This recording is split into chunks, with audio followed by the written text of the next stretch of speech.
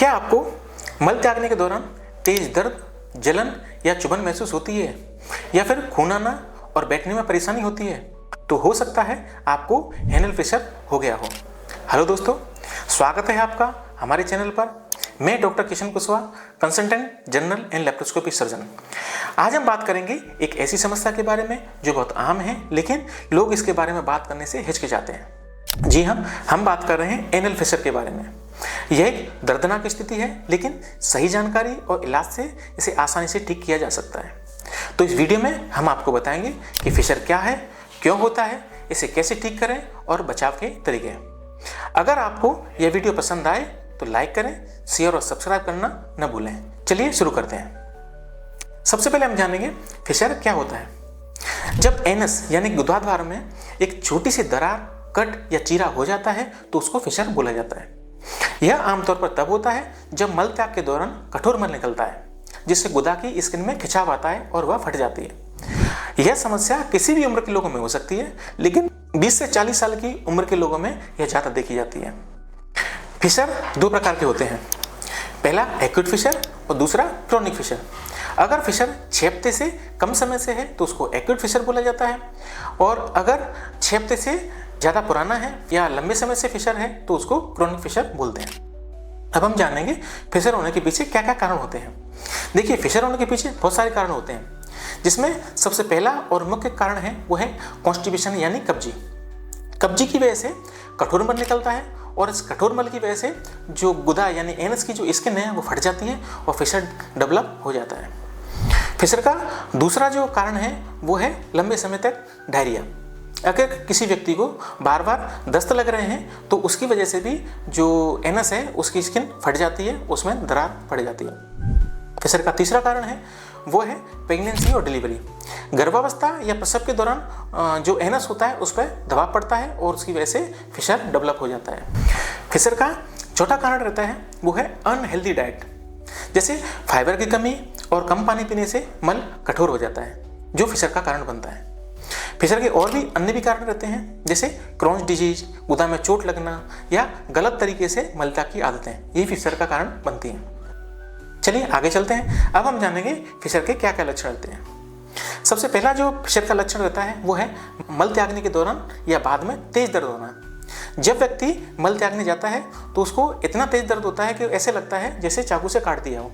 ये फिशर का सबसे मुख्य लक्षण रहता है, और ये दर्द जो है वो मल त्यागने के कुछ घंटों तक भी रह सकता है। दूसरा जो लक्षण रहता है फिशर का वो है गुदा यानी कि एनस में जलन या खुजली होना।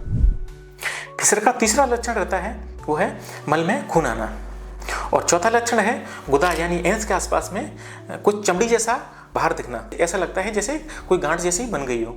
ये क्रॉनिक फिशर में देखने को मिलती है। इसको हम सेंटिनल पाइल या स्किन टैग बोलते हैं। फिशर का पांचवा लक्षण रहता है मरीज को मल त्यागने से काफ़ी डर लगता है। मरीज को लगता है कि अगर मैं स्टूल पास करने जाऊंगा, फ्रेश होने के लिए जाऊंगा तो मुझे बहुत दर्द होगा। इसकी वजह से मरीज की और ज़्यादा कब्जी बढ़ जाती है और वो और ज़्यादा परेशानी में आ जाता है। एक ध्यान देने वाली बात मैं आपको बताना चाहूँगा, कई लोग फिशर को बवासीर या पाइल समझने लगते हैं, क्योंकि दोनों के लक्षण मिलते जुलते होते हैं। अगर आपको ये लक्षण दिखें तो तुरंत डॉक्टर की सलाह लें, फिशर को पाइल्स या पाइल्स को फिशर मान के ट्रीट न करें। अब हम आपको बताएंगे कि फिशर का इलाज कैसे किया जाता है। देखिए, अगर आपको एक्यूट फिशर है तो 90 to 95% केस में कंजर्वेटिव ट्रीटमेंट यानी बिना ऑपरेशन के दवाइयों से ही फिशर पूरा ठीक हो जाता है। आमतौर पर इस पर 7 से 14 दिन में बहुत राहत मिलती है, और पूरी तरह ठीक होने में 2 से 4 सप्ताह लगते हैं। अब हम आपको ये बताएंगे कि कंजर्वेटिव ट्रीटमेंट कैसे किया जाता है। देखिए, पॉइंट नंबर 1, आपको डाइट और लाइफ स्टाइल में बदलाव करना होता है। आपको फाइबरयुक्त आहार जैसे फल, सब्जियां, सलाद, ये मल को नरम करते हैं और कब्जी से राहत देते हैं। ये सब लेने के लिए आपको बोला जाता है। आपको पानी पीने के लिए ज़्यादा बोला जाता है, जिससे बॉडी हाइड्रेट रहे और कब्जी नहीं हो। कम से कम 3 से 4 लीटर पानी पर डे आपको लेना होता है। पॉइंट नंबर 2, आपको सीड्स बाथ लेना है। इसका मतलब है कि आपको एक टब लेना है, उसमें गुनगुना पानी यानी कि हल्का गर्म पानी डालना है, और उस हल्के गर्म पानी में आपको 10 से 15 मिनट तक बैठना है। आपको दिन में कम से कम 2 से 3 बार इसको करना है। इसकी वजह से पेशेंट को दर्द कम महसूस होता है और जलन में भी राहत मिलती है। पॉइंट नंबर 3, पेशेंट को कुछ दवाइयाँ दी जाती हैं जैसे नेफेडिपिन या डिल्टीजेम। ये जो स्पिंक्टर होती है उसको ये दवाइयाँ रिलैक्स कर देती हैं और मल त्यागने में आसानी मिलती है। पेशेंट को स्टूल सॉफ्टनर जैसे ईसबगोल या लैक्टोलोज भी दिए जाते हैं जो मल को नरम करते हैं और मल त्याग को आसान बनाते हैं। अब हम आपको बताएंगे कि फिशर के केस में सर्जरी की आवश्यकता कब होती है। देखिए, अगर फिशर 6 हफ्ते से ज़्यादा पुराना है और दवाइयों के बावजूद फिशर ठीक नहीं हो रहा है। दूसरा, अगर किसी को क्रॉनिक फिशर है, उसमें सेंटिनल पाइल और स्किन टैग बन गया है तो सर्जरी की जरूरत पड़ती है। और तीसरा, पेशेंट को बहुत ज़्यादा तेज दर्द है और ब्लीडिंग है तो भी सर्जरी की आवश्यकता होती है। फिशर की सर्जरी 2 तरह से की जाती है, लेजर सर्जरी और ओपन सर्जरी। दोनों ही केस में स्पिंक्टोटोमी की जाती है। अब ये स्पिंक्टोटोमी क्या होती है इसको समझिए। स्पिंक्टोटोमी के केस में जो गुदा यानी एनस की मांसपेशियां होती हैं उनको स्पिंक्टर बोलते हैं, उनको थोड़ा सा डिवाइड कर दिया जाता है। इसकी वजह से जो एनस होता है उसमें ब्लड फ्लो बढ़ जाता है और फिशर हील होने लगता है। यह सर्जरी 95 to 98% केस में सक्सेस रहती है। 1 से 5 दिनों के भीतर अधिकतम मरीजों को दर्द में 60 to 80% केस में राहत मिलने लगती है। लगभग 4 से 6 सप्ताह में फिशर पूरी तरह से भर जाता है, लेकिन कुछ मामलों में 8 सप्ताह तक भी लग सकते हैं, खासकर अगर फिशर पुराना हो तो। अब हम जानेंगे फिशर की क्या क्या रिस्क हो सकती हैं अगर फिशर का समय पर इलाज नहीं किया जाए तो।